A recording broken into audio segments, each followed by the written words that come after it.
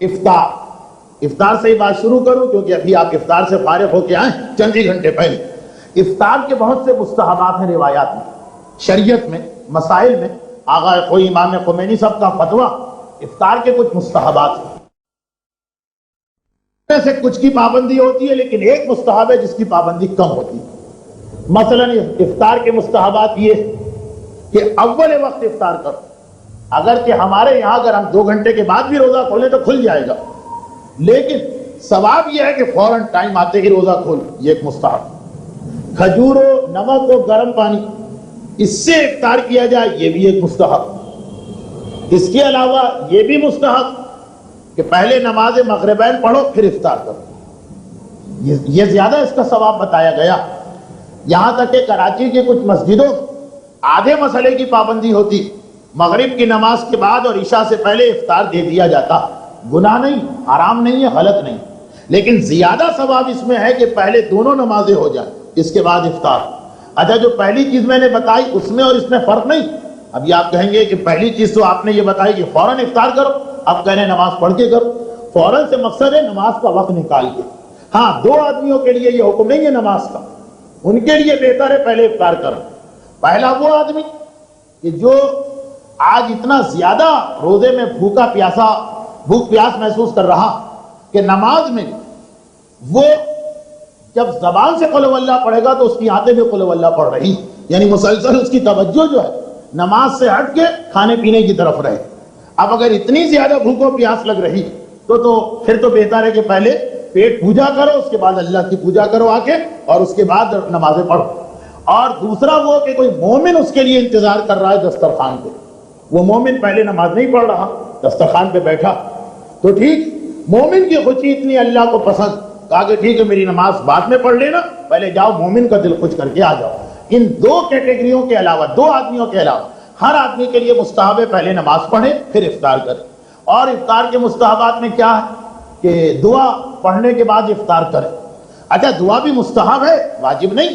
بچے بعض اوقات سوال کرتے ہیں، ارے غضب ہو گیا، آج ہم نے شام کے وقت دعا نہیں پڑھی اور کھجور کھا لی، کیا اس کی قضا کرنا ہے؟ کفارہ تو کوئی نہیں. ارے کفارہ چھوڑے، قضا بھی نہیں ہے اس لیے کہ دعا واجب نہیں. ٹائم ہوا روزے کا، آپ کو حق ہے آپ کھجور کھا لیں، کوئی بات نہیں ہے، لیکن دعا کا ایک ثواب. خیر بہرحال یہ تو بچے کرتے ہیں، بڑے جو ہے روزہ رکھنا بھول جائے لیکن دعا پڑھنا نہیں بھولتے ہیں. تو بہرحال تو یہ 3-4 چیزیں تو ہے ہمارے یہاں کہ کھجور اور نمک کا افطار کرو، نماز پہلے پڑھ لو، دعا بھی پڑھ لو، یہ ساری باتوں کی پابندی. مگر کیا آپ کو معلوم کہ ان کے ساتھ ایک 5ویں چیز بھی ہے، اور بعض علماء نے کہا کہ وہ ان 4 سے زیادہ اہم نہ تھی تو ان کے بالکل برابر تو ہے ایک 5ویں چیز. وہ کیا؟ وہ 5ویں چیز کیا؟ وہ 5ویں چیز یہ ہے کہ افطار کرتے وقت گویا تو ہر لمحے مر رہے ہو اور دوبارہ نئی زندگی مل رہی. دل تمہارا ڈوب رہا ہے ابھر رہا، سانس رک رہی ہے دوبارہ آ رہی. یعنی سانس رکنے اور آنے کا مقصد سائنسی فلسفہ نہیں، گویا مر گئے پھر ایک نئی زندگی ملی. کیا مطلب ہوا؟ بس اس کی تشریح کروں، اور آج کی گفتگو میں اب زیادہ گنجائش نہیں، بہت ہی چھوٹی سی بات. لیکن کتنے لوگ ہیں جو افطار کے وقت اس کا خیال رکھتے ہیں؟ ملا احمد نراقی معراج السعادت میں باقاعدہ ایک پیراگراف اس کی تشریح میں لکھا، بالکل ایسی ہی کیفیت جیسے ہمارے زمانے میں تو ہوتا تھا، اب آج کا پتہ نہیں. اچھا، میرا زمانہ کوئی 150 سال پہلے کا نہیں ہے، لیکن حالات اتنی تیزی سے بدلے کہ 5 سال کی چیز بھی آج پرانی لگ رہی ہے. ہمارے زمانے میں تو یہ ہوتا تھا کہ آج امتحان کا رزلٹ نکلنے والا، اب جتنے بھی بچے اس دن اسکول آتے تھے سب کے دل دھک دھک دھک دھک کرتے تھے، پتہ نہیں پاس ہو پتہ نہیں فیل. اب آج تو یہ کوئی مسئلہ ہی نہیں، پاس ہونا فیل ہونا کوئی مسئلہ نہیں، لیکن ہمارے زمانے میں مسئلہ تھا. جب تک کہ وہ ٹیچر نام لے کے اناؤنس نہیں کرتا تھا کہ فلاں صاحب پاس ہو، بس ہر وقت، اور جیسے ہی نام پکارا گئے اور بری حالت ہو گئی، اب پتہ نہیں پاس ہو رہے ہیں یا فیل ہو رہے ہیں. اچھا، اسی طرح ہماری کلاس میں 2-3 لڑکے تھے جن کا آپس میں مقابلہ ہوتا تھا، کبھی یہ فرسٹ کبھی وہ فرسٹ، کبھی یہ فرسٹ کبھی یہ سیکنڈ کبھی وہ سیکنڈ. ان کی حالت اور خراب ہوتی تھی. اتنا تو یقین ہے کہ پاس ہو گئے، لیکن اس سال بھی فرسٹ آئیں گے یا کہیں وہ آگے نہ نکل گیا. یا مثلا انٹر کا یا میٹرک کا رزلٹ نکلا، اخبار لے کے آئے ہیں رول نمبر تلاش کرنا. اب ایک مرتبہ پریشانی، پتہ نہیں نمبر آیا یا نہیں آیا، آیا یا نہیں آیا. کیونکہ ایک زمانے میں اتنے غیرت مند طالب علم تھے کہ جب میٹرک کا رزلٹ نکلتا تو سمندر پہ پولیس کے پہرے لگانا پڑتے تھے کیونکہ خودکشی ہونا شروع ہو جاتی تھی. وہ تو زمانہ گزر گیا، لیکن اتنی غیرت تھی ایک زمانے کے طالب علموں کے پاس. اب پریشان کہ پتہ نہیں نمبر آئے یا نہ, اور اگر نمبر نہیں نکلا تو بے ہوش تک ہو جاتے تھے. یہ تو میری آنکھوں دیکھی بات. یا مثلا ایک آدمی کو بہت ضرورت ہے کسی نوکری, اور ایک نوکری آئی بھی, اس کا اشتہار آیا, بھیج دیا, اس نے درخواست بھیج دی, وہاں سے جواب آ گیا. اب لفافے کے اندر جواب ہے, اوپر تو مہر لگی ہے کہ اسی کمپنی سے آیا ہے یہ جواب, پتہ نہیں درخواست رد کی گئی ہے, پتہ نہیں اپوائنٹمنٹ لیٹر ہے کیا. اب انسان کی عجیب کیفیت, اگر بہت زیادہ محتاج, یعنی نوکری نہ ملے تو گویا مر جائے, اتنی غربت ہے اس کے گھر, اس کی کیا حالت ہوگی, کس طرح اس کا دل دھک دھک کرے گا. یا اسی طرح جو لوگ بہت عادی نہیں لیکن کبھی کبھار جوا کھیل لیتے ہیں, بہت غلط مثال میں دے رہا ہوں لیکن یہ بھی ایک مثال, جو عادی جوا کھیلنے والے ہیں ان کے لیے تو کوئی مسئلہ نہیں, لیکن جو کبھی کبھار کھیلتے ہیں, پرائز بانڈ کا نمبر نکل رہا ہے, ریفل ٹکٹ کا نمبر نکل رہا, ایک ممکن ہے کہ ایک مرتبہ میں 5 لاکھ مل جائے, ممکن ہے کہ ایک مرتبہ میں 100 کا ٹکٹ بھی چلا گیا جو ہم خرید کے لائیں. آج نمبر اناؤنس ہو رہے ہیں, عجیب کیفیت ہوتی. غرض یہ کہ اسی طرح کہیں قرعہ پڑ رہا, پتہ نہیں ہمارا نام نکلے یا نام نہ نکلے. آدمی کو جس چیز کی اہمیت پتہ, جس کی وہ اہمیت مانتا, جب اس کا نتیجہ آتا ہے کون کامیاب کون ناکام, عجیب حالت ہوتی ہے. دل نبض تیز ہو جاتی ہے, بلڈ پریشر ہائی ہو جاتا ہے, دل دھک دھک کرنے لگتا ہے, چہرے پہ سرخی آ جاتی ہے. یہ تو دنیاوی چیزیں, اور اگر اس میں ہم کو نقصان بھی ہو گیا تو کیا. اب دیکھیے عجیب بات, مستحبات میں سے ہے, چاہے یہ مستحب شرعی نہ ہو, لیکن آداب روزہ میں سے کہ جب آپ افطار کریں تو آپ کی یہی حالت ہو, بلڈ پریشر ہائی ہو رہا, نفس تیز ہو رہی ہے, فاقے کی وجہ سے نہیں, وہ تو بھوک کی وجہ سے کبھی ہو جاتا ہے, اس کی وجہ سے نہیں, رزلٹ نکلنے کی وجہ سے. آخری رمضان کی تاریخ نہیں, ہر روزے کے افطار کے وقت میں نے روزہ رکھا تو ہے, پتہ نہیں خدا نے قبول کیا یا قبول نہیں کیا. یہ کیفیت کہ گویا ہر لمحے سانس رک بھی رہی ہے, پھر نئی زندگی مل رہی, دل کبھی ڈوب رہا ہے, کبھی ابھر رہا, کبھی خیال آتا وہ ارحم الراحمین خدا جو ماں اور باپ سے 70,000 گنا زیادہ ہم سے محبت کرتا, اگر ہم نے کوئی کوتاہی بھی کی ہوگی تو اس نے ہمارا روزہ قبول کر لیا ہوگا. ایک امید آ گئی, ایک مرتبہ چہرے پہ مسکراہٹ آ گئی, ایک مرتبہ دل کی دھڑکن صحیح ہو گئی, مگر فوراً یاد آیا روزہ رکھ کے ہم نے غلطی بھی تو کی ہے, روزہ رکھ کے ہم سے گناہ بھی تو ہوا ہے, روزہ رکھ کے ہم نے اس کی نافرمانی بھی تو کی ہے. ایسا نہ ہو کہ مولا کی حدیث ہم پہ آ رہی ہو کہ سوائے بھوک کے ہمیں کچھ نہ ملا, اتنی قیمتی چیز ہمارے ہاتھ سے نکل گئی, بس فوراً دل ڈوبنے لگا, فوراً جیسے سانس رکنے لگی, فوراً جیسے انسان مرنے لگا. ہر افطار کے وقت انسان کی یہ حالت ہونی چاہیے, ہر افطار کے وقت, کہ ایک طرف یہ امید کہ کتنی ہی غلطیاں کی ہیں خدا یہ روزہ قبول کر لے گا, اور ایک طرف یہ ڈر کہ اگر میرا روزہ یہ قبول نہ ہوا تو میں نے کتنا بڑا اپنا نقصان کر لیا.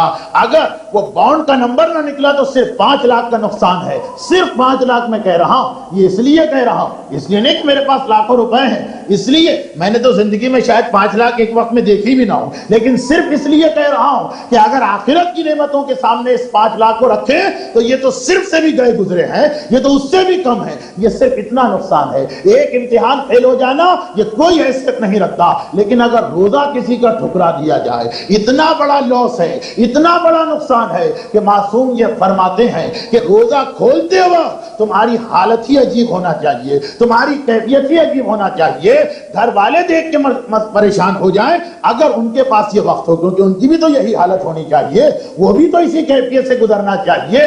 یہ ہر روزے کے وقت انسان کے لیے مستحب ہے. کیا چیز مستحب ہے؟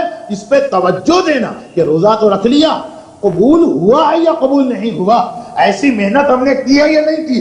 اگر آپ اکٹھا ایک مرتبہ, جس طرح لوگ مثلا ہول سیل کا حساب کرتے ہیں کہ بھئی آخری رات عید کی رات کو جا کے سوچیں گے, تو اس میں سب سے بڑا نقصان یہ کہ وہاں اگر کوئی غلطی نکل آئی تو اب رمضان تو آپ کے ہاتھ سے چلا گیا, اس کو ٹھیک کیسے کریں گے. لیکن ہر رات کو اگر آپ اپنی چیکنگ کریں, ہر افطار کے وقت اگر آپ اپنا جائزہ لیں کہ کیوں, اب یہ بھی ذہن میں رکھیے کہ خدا ظالم تو نہیں, روزہ میرا قبول کیوں نہیں ہوا, غور کرنا ہے کوئی ایسی غلطی تو نہیں ہو گئی. جتنی دیر آپ بیٹھے رہیں البتہ یہ ساری چیزیں ایسی کہ ایک مذاق نہ بن جائے. پتا چلا کھجور لے کے بیٹھے 2 گھنٹے گزر گئے, گھر والے پریشان کہ ستا ہو گیا, بے ہوش ہو گئے, کیا ہوا, یہ مقصد نہیں. بس یہ کہ جیسے جیسے افطار کا وقت آ رہا وہی حالت ہو جو رزلٹ آؤٹ ہوتے وقت طالب علموں کی حالت ہوتی ہے, وہی حالت ہو جو قرعے میں انعام نکلنے کے وقت قرعہ اٹھاتے وقت دیکھنے والوں کی حالت ہوتی ہے. ہر روزے کے وقت اس کا خیال رکھنا ہے, یہ اسلام نے ایک حکم ہم کو دیا. ورنہ اس میں آسانی کیا کہ اگر آج کوئی غلطی ہو گئی, کل کا دن ہے, کل کا روزہ, ابھی تو پہلا ہی روزہ گزرا, 29 روزوں کو آپ ٹھیک کر سکتے ہیں. چنانچہ ایک حدیث جو عید کے بارے میں ہے, لیکن آج میں پہلے دن کے بارے میں سنا دوں. یہ حدیث عید کے بارے میں, امام حسن مجتبی علیہ السلام کہیں سے گزر رہے ہیں. امام کہیں سے گزر رہے ہیں, امام کی نگاہ پڑی, عید کا دن, لوگ بیٹھے ہنس رہے ہیں اور قہقہہ لگا رہے ہیں.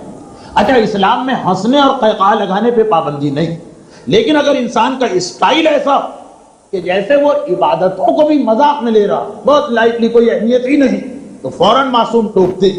ورنہ جب ایسا مومن جو چیزوں کی اہمیت کو سمجھتا ہے, عبادتوں کی اہمیت, احکام کی اہمیت, پھر تو امام بعض اوقات خود ہنسنے والوں میں شامل ہے. ایک نوجوان بیٹھے, عید کا دن ہے اور قہقہے لگا رہے ہیں.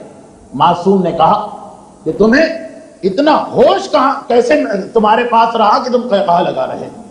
اتنا ہوش, اتنی سمجھ تمہارے پاس رہی کیسے کہ تم قہقہہ لگا رہے؟ لوگوں نے کہا فرزند رسول, بھئی آج عید کا دن ہے, مہینے بھر کی محنتیں ہم نے کی, آج تو خدا ہمیں اجر دے گا. امام نے کہا کہ یاد رکھ, 2 ہی حالتیں, یا خدا نے تمہارے روزے قبول کیے یا خدا نے تمہارے روزے رد کر دیے. اگر روزے رد کر دیے تو انسان کو ہوش میں نہیں, بے ہوشی کے عالم میں پڑا رہنا چاہیے. اتنا ہوش کہاں کے قہقہے لگاؤ. اچھا, یہ بات تو سمجھ میں آ گئی, لیکن اگر خدا نے روزہ قبول کر دیا تو ہنسنا چاہیے. امام نے کہا نہیں, پھر بھی ہنسنے کا کام ہوگا. ارے اگر خدا نے روزے قبول کر کے ہمیں وہ اجر دیا ہے جو روزے دار کا, تو ہمیں خدا کے احسان سے ایسا سجدہ کرنا چاہیے کہ عید کا دن ختم ہو جائے, پیشانی اٹھانے کا وقت نہ ہو. اتنی بڑی نعمت دی, ہمارے روزے قبول کر لیے, ہمارا اتنا بڑا درجہ ہو گیا, پھر تو ایسا سجدہ کہ پیشانی نہ اٹھے. یہ وقت تمہارے پاس کہاں سے آ گیا قہقہہ لگانے کا؟ امام بتا رہے ہیں کہ یہ تو 30 روزوں کے بعد, لیکن ہر روزے کے بعد یہ ہونا چاہیے کہ اگر خدا نے روزہ قبول کیا ہے تو شکر خدا میں انسان کی پیشانی جھکے, اور اگر کوئی ایسی غلطی ہے کہ روزہ رد ہو گیا تو انسان کو زار و قطار روکے, کل کے لیے توبہ کر کے اپنی غلطی کا ازالہ کرنا ہے. یہ ایک بات ہوئی, یہ ایک بات ہوئی جو ہمارے یہاں لوگ غافل, روزے کے افطار کے وقت اس پہ توجہ نہیں دیتے.